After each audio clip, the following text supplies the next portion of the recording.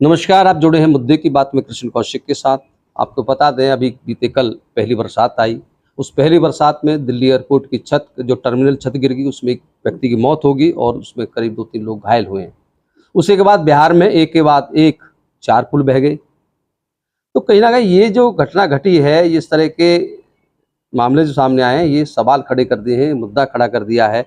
इसके पीछे क्या वजह करप्शन है या कोई सरकार की कोई पॉलिसी कुछ ऐसी बन गई है कि उसमें, या फिर ठेकेदार की कुछ कमियां रही हैं। हमारे साथ आज मेहमान मौजूद हैं जो एक सरकारी ठेका भी करते हैं, कॉन्ट्रैक्टर हैं, बहुत बड़े कॉन्ट्रैक्टर पंडित सुभाष गौतम जी हैं। और दिल्ली से चीफ सिंचाई विभाग से एससी पद से रिटायर्ड सेवानिवृत्त ब्रजमोहन बातिश जी हमारे साथ मौजूद हैं और पब्लिक के लोग भी मौजूद हैं। तो हम बात करेंगे, क्योंकि कोई चीज़ ऐसे प्रोजेक्ट बनते हैं, सरकार बनवाती है और ठेकेदार उसको बनाता है और पब्लिक उसको यूज़ करती है। तो इस सारे प्रकरण के बाद क्या राय बनती है इन एक्सपर्ट्स की और जनता क्या सोचती है, वो आपको हम रूबरू कराते हैं।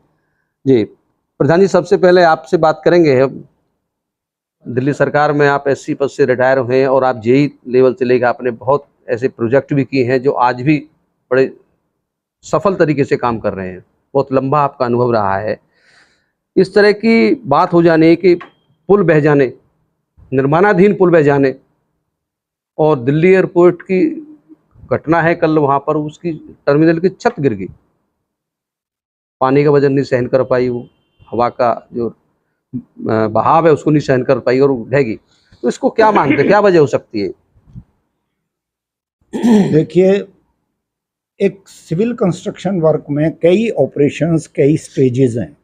नंबर एक, किसी भी प्रोजेक्ट को बनाने से पहले फील्ड डेटा का कलेक्शन। फील्ड डेटा का कलेक्शन का मतलब वहाँ सॉइल कैसी है, उसकी बियरिंग कैपेसिटी क्या है, आपको पक्की जगह तक जाने में जहाँ के आप अपनी फाउंडेशन को रोकें वो कितनी गहरी है। और जहाँ तक इन पुलों से संबंधित और बारिश से संबंधित आप बात कह रहे हैं, तो पिछले 50 साल का कम से कम हम डेटा लेके चलते हैं कि इन पिछले 50 सालों में मैक्सिमम बारिश कब आई और कितनी आ सकती है, कितनी इंटेंसिटी हो सकती है, क्या रन ऑफ आ सकता है। अगर एक पुल की बात है तो रिवर में ज़्यादा से ज़्यादा लेवल उन 50 सालों में क्या अटेन हुआ।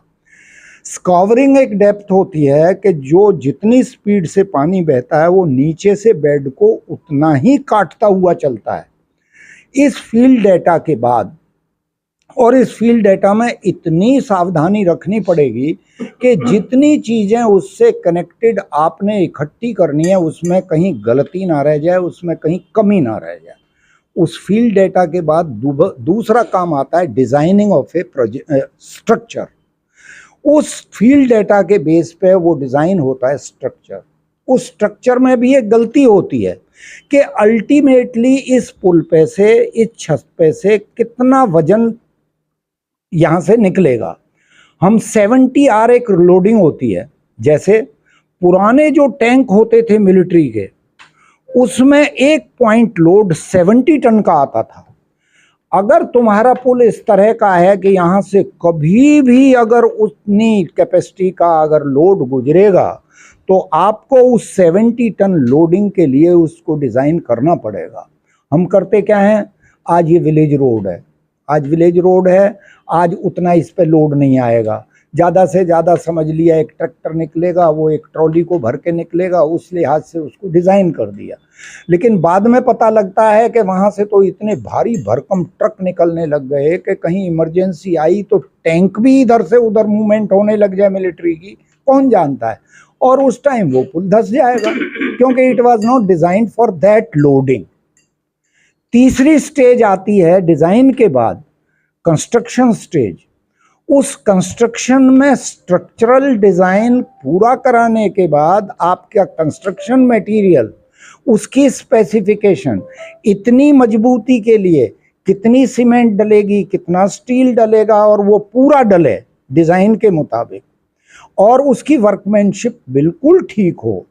अगर इन सारी चीज़ों का तालमेल मिल जाता है, इसमें आपका डिज़ाइन इंजीनियर भी इन्वॉल्व है, फील्ड डेटा वाले इंजीनियर भी इन्वॉल्व है, इनमें स्ट्रक्चरल इंजीनियर भी इन्वॉल्व है, कंस्ट्रक्शन इंजीनियर भी इन्वॉल्व है, इन सबको तंदुरुस्ती से काम करना पड़ेगा। सबसे बड़ी बात, हमारे साथ ठेकेदार साहब बैठे हैं, अब ये क्वालिटी और ठेकेदारों के ऊपर वो बोलेंगे।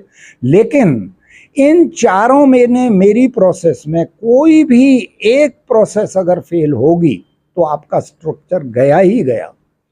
आपने एक एयरपोर्ट के स्ट्रक्चर की बात कह डाली।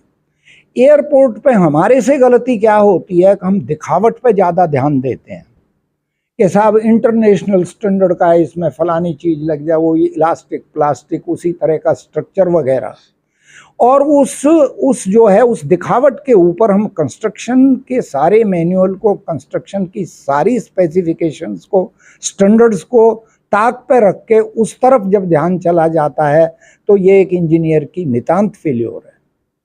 तो आपका कहना यही है जो पैरामीटर्स बनाए हुए हैं उनको हम पूरा नहीं कर रहे हैं, उसकी एक ये बहुत बड़ी वजह है जो इस तरह के हादसे हो रहे हैं, पुल बह रहे हैं।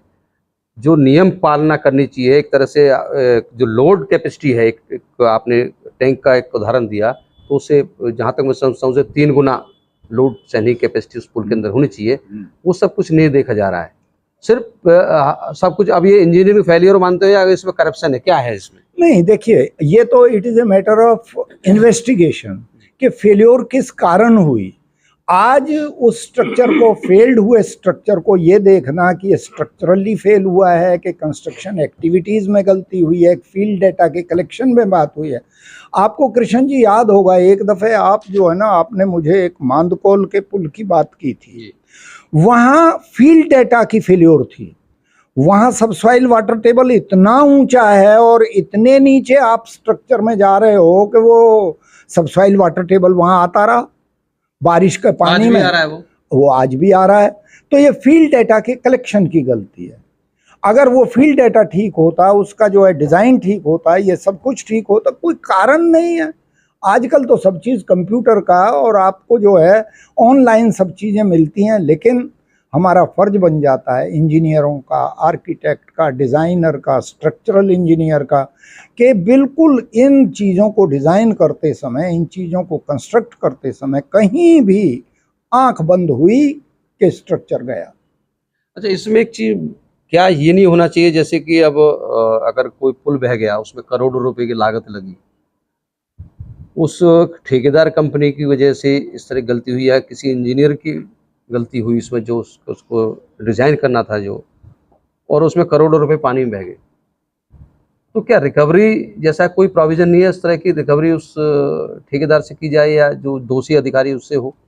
नहीं, एक दफ़े जो भी कंपोनेंट इसमें गलती में पाया जाए, उनके प्रोविज़न तो हैं, पीनल प्रोविज़न्स हैं, उनको सज़ा मिलने का, उनको मॉनेटरी लॉस करने का, सब चीज़ के प्रोविज़न हैं। लेकिन ये माइन्यूटली ये हो कि गलती हुई कहाँ, अगर जो है ये पता लगे, ठीक है, अगर जो है। लेकिन मैं इससे ज़्यादा ध्यान इस तरफ दिलाना चाहता हूँ, क्या फेल हुआ, क्यों फेल हुआ, इसमें जाने की बजाय आगे भविष्य में फेल ना हो, इस पे तो कम से कम आँख खोल के काम किया जाए।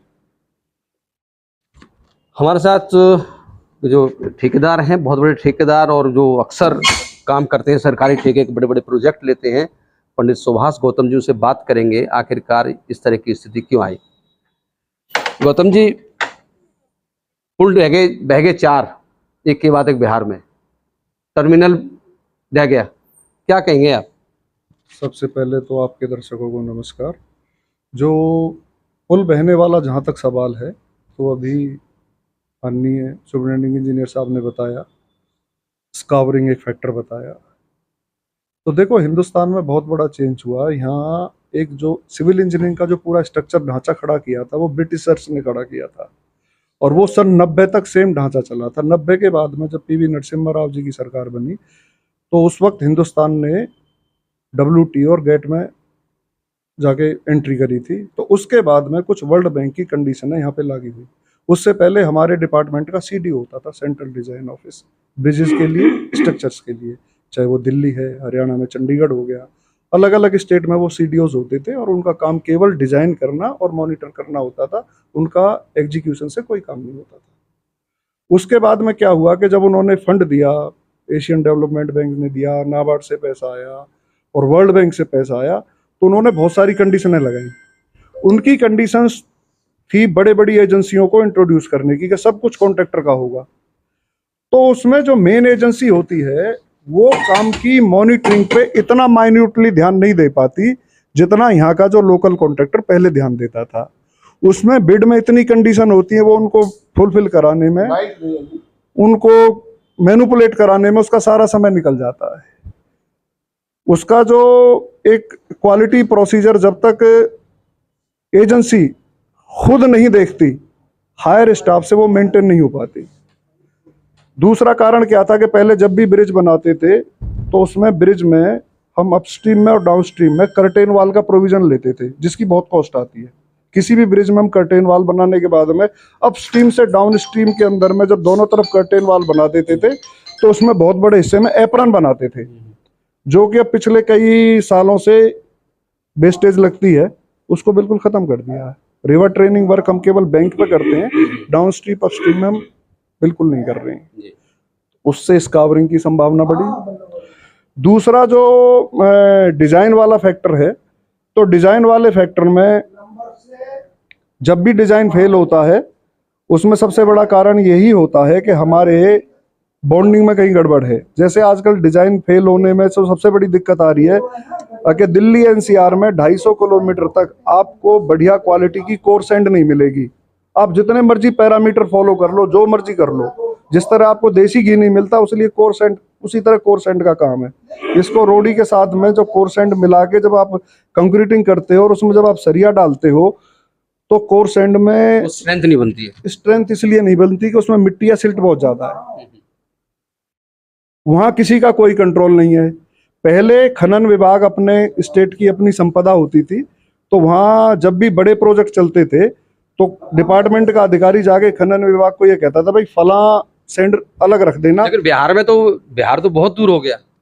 नहीं, बिहार में भी यही दिक्कत है, ये हर जगह दिक्कत है। आजकल जो माइनिंग है, जो बढ़िया माइनिंग जोन है वो हर जगह बंद है। जैसे आपका यहीं आप ये अरावली का जो है ये दी बेस्ट है, ये सारा बंद है। तो जो दूसरी जगह से जो माइनिंग होके आ रहा है उसकी क्वालिटी ठीक नहीं है, पहली बात। दूसरी बात, आप जैसे ब्रिक में ही जाओगे तो ब्रिक में जो क्ले चाहिए ब्रिक बनाने के लिए वो है ही नहीं। उसकी वैल्यू पीआई वैल्यू मिनिमम 6 होती है, वो मिट्टी नहीं है। और उसके बाद में भट्टों पे जब हम ईंट पका रहे हैं उनमें नमक आ रहा है, नमक डालते उससे क्वालिटी बढ़िया आती है, लेकिन उसे क्षरण हो रहा है। ये बिल्डिंगों में जितने भी आप देखते होगे एकदम आपको सफेद सफेद दिखाई देता है, तो वो नमक उसका बहुत बड़ा कारण है। और एक टेस्ट होता है एफ्लोरोसेंस टेस्ट उस पे ब्रिक का, उसको कोई अधिकारी नहीं करेगा, और जबकि वो पास होना चाहिए नॉर्म्स के हिसाब से। अब इसे नॉर्म्स का फेलियर मानोगे या सिस्टम का फेलियर मानोगे या जनता का फेलियर मानोगे, आप किसको दोष दोगे? तीसरा कारण क्या है? तीसरा कारण क्या है कि जो excess competition always spoil the quality. अब सरकार ने अपने बजट को बचाने के लिए इतना एक्सेसिव कंपटीशन कर दिया है कि वो बहुत ज्यादा मार्जिन नहीं छोड़ती हैं। तो मार्जिन के चक्कर में आदमी क्वालिटी घट जाती है, क्वालिटी इतना बढ़िया स्टाफ नहीं रह पाता, क्वालिटी घट जाती है। और चौथा बड़ा कारण क्या होता है कि लोगों में जॉब का सेटिस्फेक्शन नहीं है। भाई किसी भी कंट्रैक्टर ने इंजीनियर को हायर किया तो वो बेटर फ्यूचर के लिए हमेशा भागता रहता है, बहुत कम लोग होते हैं जो रुक के काम करते हैं। और तीसरा, हमारा जो एजुकेशन का सिस्टम जो थोड़ा सा डिग्रेड हुआ है, जैसे 5वीं का बोर्ड खत्म हो गया, 8वीं का बोर्ड खत्म हो गया, 10वीं का बोर्ड खत्म हो गया, और जो प्राइवेट इंजीनियरिंग कॉलेज से जो डिग्रियां लेके बच्चे आ रहे हैं, अच्छे इंजीनियर नहीं आ रहे, वो बहुत कम उसमें से अच्छे बच्चे निकलते हैं। ज्यादातर खाली लोगों के पास डिग्री होती है और उनके पास में न कोई किताबी ज्ञान होता है, उनको बहुत समय तो सीखने के लिए चाहिए। और सबसे बड़ा कारण क्या है कि आपकी जो सिविल इंजीनियरिंग को जो एग्जीक्यूट करने वाला जो लेबर क्लास है वो बिल्कुल अंगूठा टेक है। उसे नहीं पता कि भाई सीमेंट का इनिशियल टाइम क्या है, मुझे क्या करना है, कैसे करना है, और उसकी ट्रेनिंग का कहीं कोई प्रावधान नहीं है, ना सरकार की तरफ से है और ना कॉन्ट्रैक्टर्स की तरफ से है। तो सुभाष जी, आपने एक तो डिजाइन की बात की, डिजाइन जो प्रॉपर पहले हुआ करता था वो डिजाइन नहीं है, उसमें बहुत चीजें छोड़ दी गई हैं। तो क्या मेरा सवाल ये है हमारा कि जो इंजीनियर वहाँ होता है साइट पे, जो काम चल रहा होता है, क्योंकि वो एक साथ तो बनता नहीं है, अगर वो घटिया क्वालिटी का बन रहा है तो उसमें समय लगता है, तो क्या उसकी ड्यूटी नहीं बनती है कि वही रोके उस काम को, यहाँ एक काम सही नहीं हो रहा है? देखो, इंजीनियर कोई नहीं चाहता कि उसके ज्यूरिसडिक्शन में जो काम हो रहा है वो खराब हो, और कंट्रैक्टर भी कोई नहीं चाहता कि जो एग्रीमेंट उसने लिया उसको खराब हो, क्योंकि डिपार्टमेंट जब कॉन्ट्रैक्ट देता है तो बहुत सारे पेनल्टीज के प्रोविजन रखता है, कंपनी ब्लैक लिस्ट भी होती है, उसको आर्थिक नुकसान भी होता है, और मेंटेनेंस और उसकी सेफ्टी के लिए सिक्योरिटी के रूप में बहुत अच्छा अमाउंट सरकार होल्ड करके रखती है। तो कॉन्ट्रैक्टर तो पेनलाइज्ड होता ही होता है, वो अधिकारी को भी पनिशमेंट मिलती है, ऐसा नहीं है कि उसे डिपार्टमेंट छोड़ देता है। लेकिन कारण क्या है कि जो लैक ऑफ मॉनिटरिंग है, मॉनिटरिंग के लिए सिस्टम में समय नहीं है। पहले डिपार्टमेंट के पास बैकबोन के तौर पे एक मेट होता था जो जेई की बैकबोन होता था, वो पोस्ट खत्म हो गई है। वही मेट जो है काम को करवाता था, जेई की एब्सेंट में नहीं, जेई तो रहता ही रहता था। उन लोगों से ही जो ये लेबर क्लास है वो उनको सिखाते रहते थे, वो आपस में बैठ के साथ में बीडीपी वो काम सीख गए। अब वो चेन खत्म हो गई है, वो सरकारी पोस्ट भी खत्म हो गई है और कोई आदमी इस काम को अब करवा के राजी नहीं है। अब मिनिमम पोस्टें घटती जा रही हैं, जैसे मिनिमम असिस्टेंट इंजीनियर है, एग्जीक्यूटिव इंजीनियर है, तो वहाँ पोस्टें इतनी कम है, उनके पास में ऑफिस का इतना काम होता है, उस काम को करें या वो उतना मॉनिटरिंग करें, माइन्यूटली वॉच करें। कॉन्ट्रैक्टर अपनी पेपर फॉर्मेलिटी में लग गया, भाई अब ये करना है, ये जीएसटी का करना है, वो करना है, अब फिर एक दिन इनकम टैक्स में जा रहा है, जीएसटी में जा रहा है, बिड की कंडीशनें पूरी कर रहा है, वो मॉनिटरिंग कब करेगा अपने काम की जाके। तो इसमें आप सुभाष जी खुद एक ठेकेदार हैं, कॉन्ट्रैक्टर हैं और सरकारी ठेके लेते हैं। जो आरोप लगते हैं कि भाई जैसे कि कर्नाटक में होता है 40% की सरकार, कोई 50% की सरकार, तो क्या जो परसेंटेज करप्शन के तौर पर जो ठेकेदार को सहन करना पड़ता है, क्या इस तरह का भी कोई इसमें मामला आता है? क्योंकि ये वजह हो सकती है। नहीं, देखो, जो बड़े स्ट्रक्चर होते हैं वहाँ करप्शन को बहुत ज़्यादा हम कोई कारण नहीं मानते हैं, क्योंकि स्ट्रक्चर में कॉम्प्रोमाइज कोई नहीं करना चाहता, ना ठेकेदार करना चाहता, ना अधिकारी करना चाहता। वहाँ तो ये नहीं कारणों पे जाना पड़ेगा कि भाई डिजाइन फेल हुआ या कोई जो क्वालिटी का लैप्स हुआ, या लैब में जो एक साइट जो फील्ड की जो उसकी अपनी लैब होती है कॉन्ट्रैक्टर की, वहाँ आंकड़े जो है किसी ने गलत बता दिए और उसी के अकॉर्डिंग काम होता चला। बात ये है, हमें मजबूत पुल चाहिए, मजबूत कोई भी हम जो वो बना रहे हैं तो उसके लिए पुराने सिस्टम पर हमें लौटना पड़ेगा। जो नया सिस्टम आया है, जो नई तरह की जो एक एक्सपेरिमेंट कर रही है सरकार, उसको छोड़ना पड़ेगा। हाँ, इसमें क्या है कि अब सरकार ने जो नई पॉलिसी आई है उसमें ईपीसी मोड पे टेंडर लग रहे हैं। ईपीसी का मतलब है कि सारी रिस्पॉन्सिबिलिटी कंट्रैक्टर की है, उसमें कंट्रैक्टर ने ही प्रोक्योरमेंट करना है, उसी ने डिजाइन सबमिट करना है, उसी ने उसको बना के देना है। सरकार ने केवल एक एरिया बता दिया और उसका पैसा दे दिया। उससे क्या हो रहा है कि कंट्रैक्टर के ऊपर जो काम करने का जो बोझ है वो इतना बढ़ गया है कि वो किस किस चीज को देखे, वो पुलिस को प्रशासन से अनुमति ले, या वो डिजाइन के सेक्शन को देखे, डिजाइन होने के बाद में वो एग्जीक्यूशन को देखे, क्योंकि उसके पास स्टाफ तो बहुत सारा हो सकता है, अच्छे इंजीनियर हो सकते हैं, लेकिन वो खुद अकेला है, वो कहाँ मॉनिटर करेगा। तो ये जो लैक ऑफ मॉनिटरिंग है, यही सारे ब्रीच का कारण है। अल्टीमेटली पुराने सिस्टम पे आना होगा, अल्टीमेटली पुराने सिस्टम पे आना पड़ेगा, और जो स्ट्रक्चर है उसके लिए केवल एक ही डिपार्टमेंट में ना एक अलग से यूनिट बनानी पड़ेगी जो खाली स्ट्रक्चर के लिए काम करेगी। स्ट्रक्चर में जैसे ब्रिजेस हो गए या मल्टी स्टोरी बिल्डिंग होगी, उन अधिकारियों का ना तो मेंटेनेंस में डिवीजन में तबादला किया जाए और ना ही उनका कहीं ऐसे वहां पे तबादला किया जाए, उनको केवल वहीं रखा जाए ताकि उसका उनके तजर्बे का आने वाले अगले प्रोजेक्टों में लाभ मिले। मान लो यहाँ 3 या 4 साल बाद ट्रांसफर होते हैं, एक पॉलिसी है भारत सरकार की हर जगह। मान लो जिस लड़के ने या जो भी इंजीनियर वहां पे गया है, उसने पहले काम किया है टोटली उसमें बिल्डिंग में या रोड में, वो अचानक ब्रिज पे आ गया, तो वो इंजीनियर है लेकिन वो कैसे काम कर पाए, उसे समझने में समय लगेगा, तब तक काम आगे चला जाएगा। ये तो ऐसे काम सरकार ऐसे काम ले रही है जैसे दांत के डॉक्टर को कहो भाई डॉक्टर तो आप हो और आप पेट का भी ऑपरेशन करो, तो इस चीज को कौन देखेगा। ट्रांसफर पॉलिसी है तो यहाँ पे बहुत बड़ी जरूरी है भाई स्ट्रक्चर का स्पेशलिस्ट होने चाहिए। स्ट्रक्चर का आदमी स्ट्रक्चर का काम करे और स्ट्रक्चर का कॉन्ट्रैक्टर स्ट्रक्चर का ही काम करे, और जो कॉन्ट्रैक्टर हैं जो कंपनी है उनको नंबर ऑफ कॉन्ट्रैक्ट कम दिए जाएं ताकि उनके पास मॉनिटरिंग करने के लिए समय बचे। उनको बहुत ज्यादा कॉन्ट्रैक्ट दे देते और जो बड़ी बड़ी काम लेने के लिए बहुत सारी कंडीशनें लग देते हैं, तो जो मेन कॉन्ट्रैक्टर वो नहीं में लगा रहता है, मैं कैसे कंडीशन लगवाऊं, कैसे उन्हें फुलफिल करूं और कैसे मेरे को काम। यानी कि 1990 के बाद बदला है सब सिस्टम। हाँ, 95 के बाद ये गिरावट आई है, उससे पहले तो आप देख लो ना कोई इतनी एडवांस मशीनरी थी। भागड़ा बांध बनाया, कौन सी एडवांस मशीनरी थी। ये पूरे आपके जीटी रोड बने, कौन सी एडवांस मशीनरी थी। पहले मिट्टी भी ऊंट रेड़ों से डलती थी, खच्चरों से डलती थी, सबको पता है। आप ये गुड़गांवा नहर बनी है, यहाँ अपने भट्टे थे सरकारी डिपार्टमेंट के, पहले डिपार्टमेंट के पास में अपना पूरा सिस्टम था, कंट्रैक्टर का कोई इंट्रोडक्शन नहीं था। ये तो धीरे धीरे डिपार्टमेंट की लेबर काम नहीं करती गई, फिर ये कंट्रैक्टर इंट्रोड्यूस होते चले गए और ये सिस्टम ऐसे चला गया। लेकिन इसके लिए वो सिस्टम बहुत बढ़िया था और उसी से स्ट्रक्चर में लाभ तभी हो पाएगा सर। धन्यवाद गौतम जी, बात करेंगे क्योंकि कहीं ना कहीं जो सरकार पुल बनाती है या कोई भी परियोजना लेके आती है, चाहे वो पुल हो चाहे वो एयरपोर्ट की छत हो, उसको अल्टीमेटली पब्लिक यूज करती है। अब इस हादसे के बाद पब्लिक क्या सोचती है, हम बात करेंगे। अधिवक्ता हैं, जीएसटी में एडवोकेट हैं, बहुत सीनियर एडवोकेट हैं, महेश शर्मा जी, उनसे बात करेंगे एज ए पब्लिक मैन। क्योंकि अगर कहीं फ्लड आया हुआ है और बरसात आई हुई है और वो किसी पुल से गुजर रहे हैं तो उनके दिमाग में कोई बात खटकेगी या वो सरपट निकल जाएंगे। जी महेश शर्मा जी, आपका स्वागत है मुद्दे के बाद में। क्या सोचेंगे इस घटना के बाद? 4 पुल ढह गए, बिहार में बह गए, जैसे रेत का ढेर बह जाता है बाढ़ में, और एयरपोर्ट, दिल्ली एयरपोर्ट की जो टर्मिनल की छत ढह गई, उसमें एक आदमी मर गया, 2-3 लोग घायल हुए। इसमें क्या कहेंगे आप?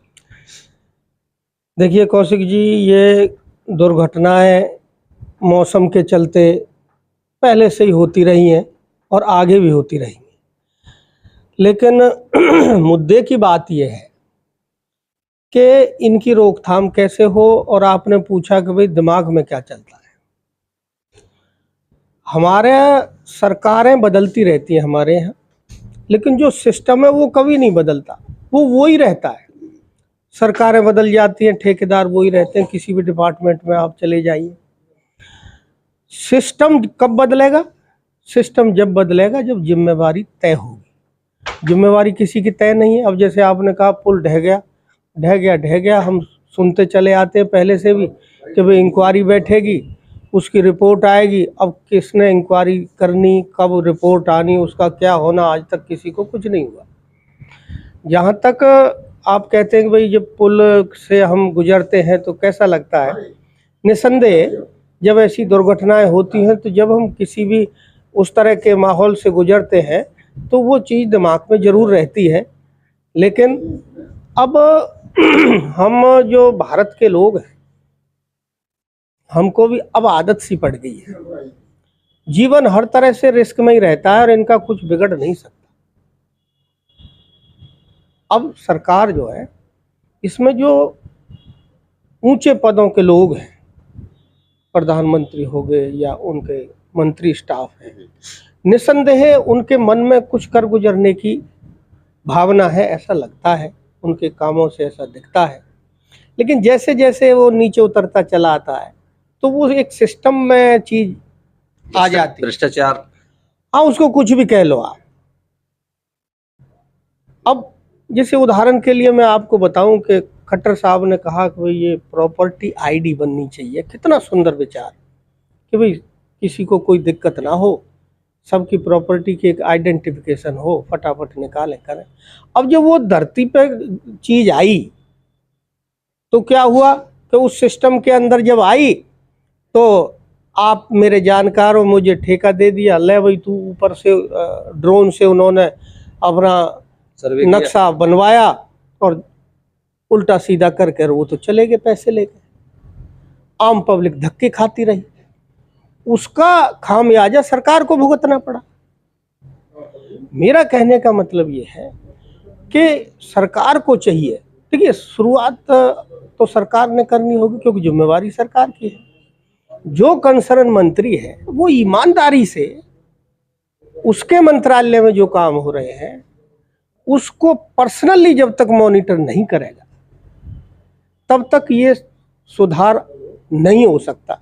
अब ये जैसे एयरपोर्ट पर दुर्घटना हुई, भाई हमें चाहिए कि उनको उनकी देखरेख तो करें। वो ऐसा सुना मैंने कि वो 92 में वो बनी थी, उसके बाद ऊपर की रंगाई पुताई और उसी पे सारा ध्यान रहा। किसी ने देखा नट बोल्ट कहाँ लूज हो रहे हैं देखा नहीं, मतलब ही नहीं, किसी ने देखा नहीं। अगर देखते ऐसा नियम होगा जरूर, लेकिन वो शायद कागजों में, मेंटेनेंस कागजों में खर्च होता है, ऐसा लगता है। अदरवाइज तो जो बिल्डिंग बनी है उसकी कोई उसकी कोई चेकिंग भी तो होगी कि भाई 10 साल बाद इस तरह जगह जगह से सैंपल ले करके कुछ ऐसा चेक करेंगे और वो चेक होता भी होगा। तो लेकिन कागजी होता है वो। मतलब बड़े बड़े हमें भारी मन से ये चीज़ें कहनी पड़ती हैं। हम देखते हैं ना हमारे बल्लभगढ़ में भी कितनी सैंपलिंग होती है, भाई वहाँ से सैंपल भर ले गए, वहाँ से सैंपल भर ले। हमने तो सुना नहीं भाई कोई सैंपल फेल आया और फला आदमी जेल में चला गया। ये जो सिस्टम है जिस पे कुछ लोगों ने ऐसा कब्जा किया हुआ है और उनका कुछ बिगड़ नहीं रहा है, जब तक ऐसे उदाहरण नहीं हमारे सामने आएंगे कि भाई इस आदमी ने ये कानून से अलग काम किया और इसको खामियाजा भुगतना पड़ा, तो 4 आदमी अपने आप ठीक हो जाएंगे। और जब तक ये चीज़ें ठीक नहीं होंगी, बीच की चीज़ है ये, ऊपर से चली एक स्टेप नीचे आई, जब तक उस चीज को नहीं हम देखेंगे। अब जैसे थोड़े दिन पहले ही ना वो गेहूं के उसका डिपो उसका जो काम चल रहा था, अब हमारी निगाह कहाँ होती है कि भाई डिपो वाले ने कितना बांटा कितना नहीं बांटा। अरे उससे पहले भी तो पता नहीं क्या हो रहा है, उसे कौन देखेगा। किसी भी महकमे में आप चले जाइए, ये जो बीच का सिस्टम है, बीच में जो चोरी होती है वो रुकनी चाहिए भाई, वो रुकनी चाहिए। और वो रुके तब जब ऊपर वाले की जिम्मेवारी हो कि अगर जैसे भाई कह दिया जाए कि भाई अगर किसी थाने के अंतर्गत कोई भी क्राइम होगा ऐसा जो नहीं होना चाहिए था, देखिए अचानक तो कोई किसी को कुछ कर दे वो नहीं बदलता, लेकिन लगातार अगर इस तरह के कोई क्राइम होते रहे तो वो थानेदार भी जिम्मेवार होना चाहिए और एसपी को भी कॉल होनी चाहिए एक्सप्लेनेशन को, लेकिन ऐसा कुछ है नहीं। तो मेरा कहना सिर्फ यही है कौशिक साहब कि सरकार भले ही ईमानदारी से प्रयास कर रही है, सब कुछ कर रही है, और मुझे तो बड़ी खुशी हुई है आज यहाँ बैठ करके कि ठेकेदार साहब देखो कितनी इनको नॉलेज है और कितनी बारीकी से चीज़ें बताई हैं और सुझाव दिए हैं।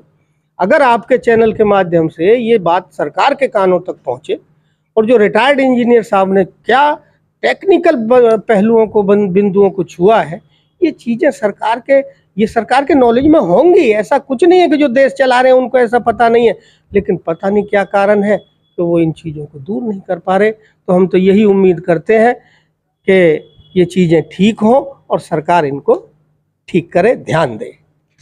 जी धन्यवाद शर्मा जी, हमने आपको टेक्निकल व्यक्ति हैं उनसे बात करवाई, रिटायर्ड अधिकारी हैं उनसे बात कराई, और जो ठेकेदार हैं सरकारी ठेकेदार ठेका लेते हैं उनसे बात कराई, और पब्लिक से बात कराई, पब्लिक क्या सोचती है। इस मुद्दे की बात यही है कि कहीं ना कहीं जो हमारा जो पुराना सिस्टम था, जो 1990 तक हम अडॉप्ट करते रहे, जो इस तरह की परियोजना बनती है, पुल बनते हैं, सड़क बनती है, भवन बनते हैं, वो बहुत ही बेहतर थे। कहीं ना कहीं सरकार ने उसमें तब्दीलियाँ कर दी, और उस तब्दीली के चलते इसकी बहुत बड़ी भ्रष्टाचार भी इसकी वजह हो सकती है, क्योंकि कहीं ना कहीं भ्रष्टाचार के कमीशन के तौर पर जो मोटा कमीशन जो उन अधिकारियों को जाता है, ठेकेदार द्वारा जाता है, कहीं ना कहीं वहाँ क्वालिटी में गिरावट आती है, और जो मटेरियल है उसमें गिरावट आई है। जो डिज़ाइन से लेकर हमने बताया कि बारीक चीज़ों को हमने आपको बताया कि डिज़ाइन से लेकर उसकी सॉइल टेस्ट होती है, सॉइल टेस्ट से लेकर डिज़ाइन होती है, डिज़ाइन से लेकर किस तरह का स्ट्रक्चर खड़ा होता है। अगर उस तरह का वो स्ट्रक्चर बनेगा तो कभी नहीं गिरेगा वो, अदरवाइज इसी तरह से पुल ढहते रहेंगे और लोगों की जान जोखिम में डाली जाती रहेगी। आप जुड़े होते मुद्दे की बात में कृष्ण कौशिक के साथ, आपको किसी अन्य मुद्दे के साथ फिर जोड़ेंगे। हमारे साथ जुड़े रहने के लिए आपका बहुत बहुत धन्यवाद।